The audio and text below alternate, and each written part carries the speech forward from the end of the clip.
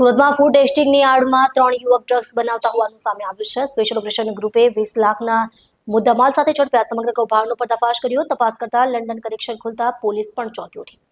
સુરતના પર્વતપાટિયા વિસ્તારમાં આવેલા એક કોમર્શિયલ મોલની અંદર ફૂડ ટેસ્ટિંગ લેબની આડમાં ધમધમતી હાઈ પ્યુરિટી ક્રિસ્ટલ મેફેડ્રોન ડ્રગ્સની ફેક્ટરીનો સુરત એસઓજીએ પર્દાફાશ કર્યો છે, જેમાં આંતરરાષ્ટ્રીય લંડન કનેક્શન ખુલતા પોલીસ સ્તબ્ધ થઈ ગઈ છે। અમરોલીમાંથી 236 ગ્રામ ડ્રગ્સ સાથે ઝડપાયેલા જીલ ઠુમ્મરની કબૂલાત બાદ પોલીસે પોલારિસ શોપિંગ સેન્ટરની લેબમાં દરોડો પાડી ડ્રગ્સ બનાવનાર સિનિયર ટેકનિશિયન સહિત કુલ 3 શખ્સોની ધરપકડ કરી છે। લંડનમાં બેઠેલા માસ્ટર માઇન્ડના ઇશારે અને ફાઇનાન્શિયલ મદદથી શહેરમાં જ નશાનું ઝેર તૈયાર કરી યુવાધનને રવાડે ચડાવવાના આ કાવતરામાં પોલીસે 2,92,000નો મુદ્દામાલ, તૈયાર ડ્રગ્સ અને જ્વલનશીલ કેમિકલ્સનો જથ્થો જપ્ત કરી વધુ તપાસ હાથ ધરી છે। હાલમાં પોલીસે આ તમામ આરોપીઓ વિરુદ્ધ NDPS એક્ટ હેઠળ કડક કાર્યવાહી શરૂ કરી છે। લંડનમાં બેઠેલા માસ્ટર માઇન્ડ સુધી પહોંચવા માટે પોલીસ ડિજિટલ પુરાવાઓ અને 3 મોબાઈલ ફોનની તપાસ કરી રહી છે।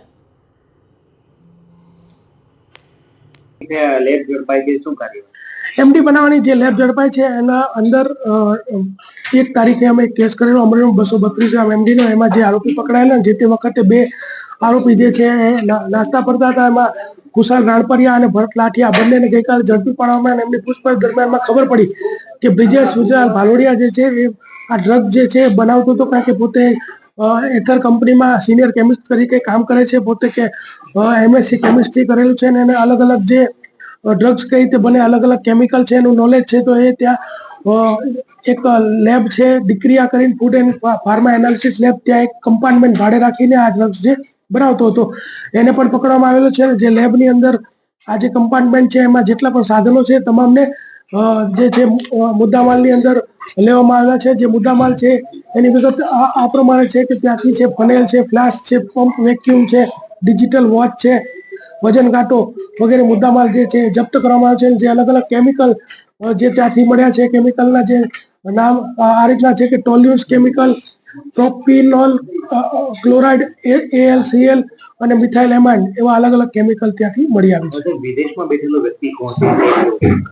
આજે લોકો પકડાયા છે એમાંથી મોટા ભાગના છે માલિબા કોલેજ કેમિસ્ટ્રીના વિદ્યાર્થીઓ છે અને વિદેશ જે પકડાયા વિદેશમાં લંડનમાં જે છે વ્યક્તિનું નામ જનક જાગાણી છે, પણ આ લોકોના ગ્રુપનો જ સભ્ય છે અને એ ત્યાંથી આ લોકોને ગાઈડ કરતો હતો અને જ્યાં સપ્લાય કરવાનું છે એનું ગાઈડન્સ પણ આપતો હતો। જે અત્યારે 16 ગ્રામ જે બ્લુ ક્રિસ્ટલ MD પકડાયું છે એ પણ કોઈ મુંબઈ અથવા ગોવાની રેવ પાર્ટીમાં આપવાનું હતું, આવું એણે કીધું હતું કે હું જ્યારે કહું ત્યારે સપ્લાય કરજો। તો એ પણ કાલે કેસ કર્યો, એમાં ઝડપેલું છે।